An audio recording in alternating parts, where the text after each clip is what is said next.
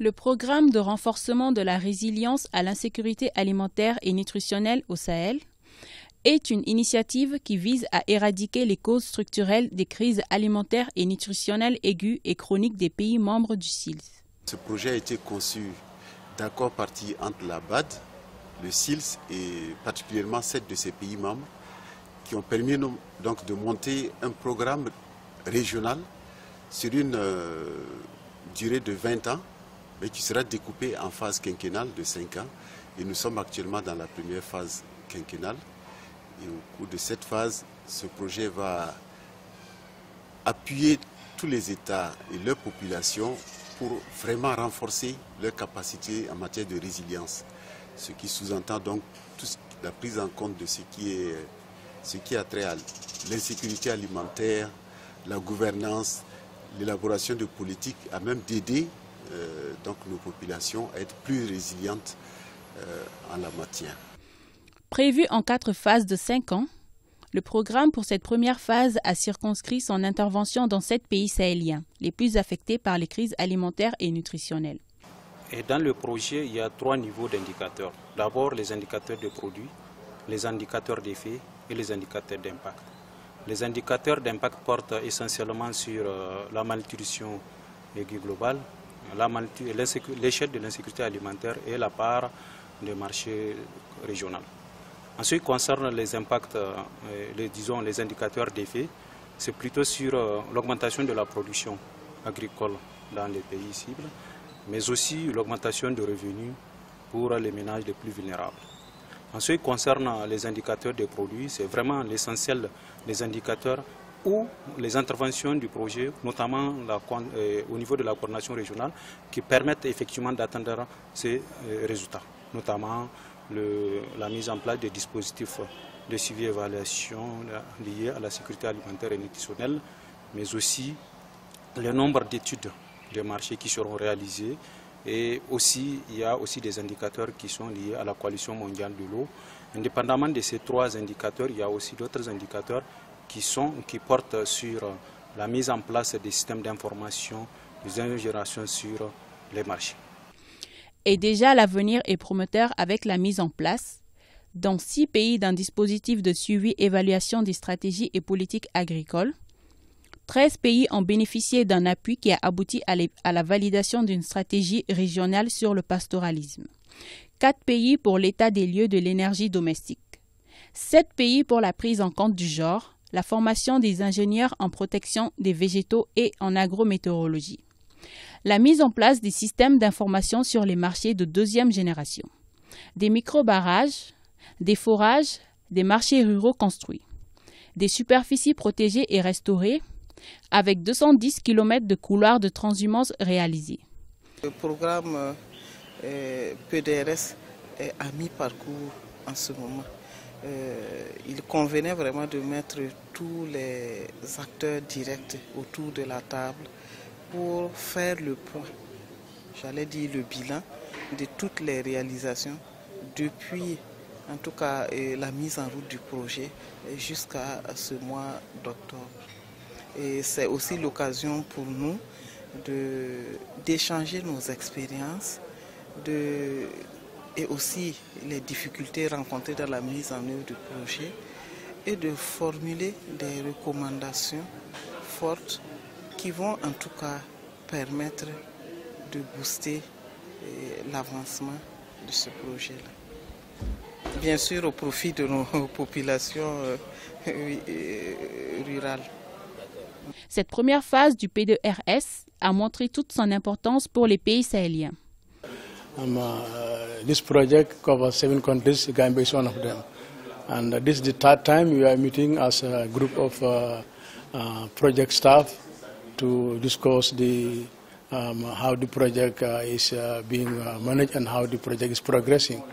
So far so good since Dakar, Ouaga and here. Every time we meet, we discuss all the points, we harmonize all our effort to make sure that the project succeeds. Bon, ce n'est qu'une impression de satisfaction parce que cet atelier nous a permis de faire le bilan général par pays de l'état de mise en œuvre des PGS et de la réalisation des infrastructures. Et ça nous a permis de comprendre les causes des retards dans un pays ou dans un autre. Et nous avons appris des leçons et nous avons partagé des expériences. Oui, nous sommes satisfaits. Parce que tout simplement, on a vu qu'il y a beaucoup d'efforts. Les pays sont en train, les différentes composantes nationales sont en train de faire des efforts pour donc atteindre les objectifs des projets. On a noté une évolution des différents indicateurs et on espère que les objectifs pourront être atteints. Et au terme de cet atelier, le constat est on ne peut plus clair. Les acquis sont certes nombreux. Il y a quand même des acquis assez palpables. Et si nous prenons par exemple au niveau des pays, vous savez que tous les pays n'ont pas toujours eu des politiques ou des stratégies en matière de développement ou de gestion des ressources naturelles ou de sécurité alimentaire. Et dans ce sens, par exemple, nous pouvons dire que si nous prenons le cas des 4 nouveaux pays qui ont adhéré au SILS en 2012-2014, j'ai cité la Côte d'Ivoire, le Bénin, le Togo et la Guinée. Grâce à ce projet, ils ont pu par exemple élaborer leur plan en matière d'énergie domestique et renouvelable. Donc ce qui est très important en matière de contribution pour la gestion des ressources naturelles et la sécurité pour une durabilité. Dans d'autres domaines, vous savez que pour prévenir et gérer les crises alimentaires, il y a un dispositif qui a été mis en place à travers le réseau de prévention et de gestion des crises alimentaires, appelé RPCA. Et grâce justement au financement de la BAD, cela a contribué aussi à la mise en œuvre de ces activités-là, qui permettent régulièrement aux États membres du SILS et même de la CEDEAO de s'asseoir pour évaluer l'état d'avancement de la campagne. Les attentes aussi. Nous voulons à la longue éteindre effectivement la valorisation ou bien la promotion la conception de ces plateformes-là au niveau de ces 3 pays PDRS. Ce qui permet aussi de révolutionner effectivement ces systèmes d'information sur les marchés. Indépendamment de ça aussi, le PDRS contribue au renforcement des capacités des pays à travers une formation diplômante qui est menée par le centre régional Agrimet et dont 11 pays membres sont actuellement en formation et ils vont finir bientôt. En perspective, nous voulons à ce que cette promotion soit encore renouvelée afin que vraiment le PDRS contribue réellement au renforcement des capacités des pays pour que la prise en compte des politiques liées à la sécurité alimentaire puisse être vraiment réelle au niveau des politiques sectorielles des pays membres du SILS. Dans un contexte de changement climatique, donc il s'agit en premier lieu de la résilience face aux risques liés au changement climatique. Les risques, c'est quoi? C'est le risque de sécheresse, le risque d'inondation et d'autres risques comme les invasions acridiennes, etc. Et donc, ce qu'on est en train de développer comme système d'alerte précoce face aux risques d'inondation permet effectivement de renforcer la résilience non seulement des populations qui sont dans les zones vulnérables face aux risques d'inondation, mais également la résilience des infrastructures qui peuvent céder, qui peuvent avoir des dommages importants face aux risques d'inondation. Donc le fait d'avoir un système d'alerte précoce permet vraiment de contribuer à renforcer la résilience de ces différentes composantes face aux risques d'inondation. Notre appel, c'est que nous avons un appel d'abord au niveau de la BAD. Il faudra que nous mettions à profit la revue à mi-parcours pour vraiment, entre guillemets, résoudre un peu tous ces problèmes-là, notamment le hiatus entre le budget approuvé et le programme d'activité ou les objectifs du projet initialement définis. Nous avons également un appel au niveau de nos États, parce que sans l'engagement de l'État, aucune politique, aucune activité ne peut être mise en œuvre, encore moins arriver à toucher les populations pour qu'elles puissent améliorer leurs conditions de vie.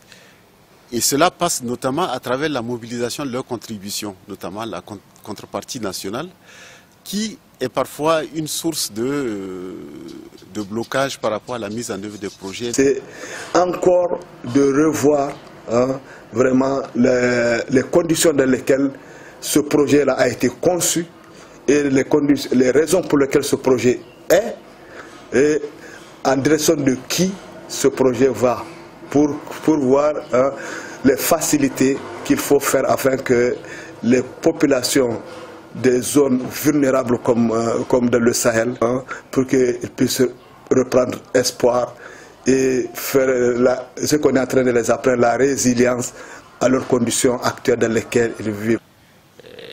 Effectivement, la BAD, vous savez, la BAD est très portée sur les projets effectivement qui visent à la réduction de la pauvreté. Et donc, ils sont prêts à nous accompagner. Seulement, effectivement, c'est un partenaire très exigeant. Voilà.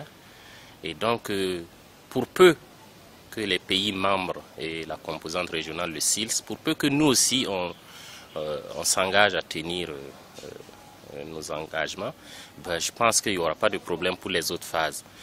La première phase, il y aura des leçons qui vont être tirées, des études qui sont menées, qui vont servir à formuler les phases suivantes. Actuellement, nous sommes dans la phase de la revue à mi-parcours pour tirer des enseignements recadrés et aussi un objectif pour formuler la phase suivante. Le programme de renforcement de la résilience à l'insécurité alimentaire et nutritionnelle au Sahel P2RS est aujourd'hui une volonté, un espoir et une exigence de pérennisation pour nos pays sahéliens et leurs partenaires.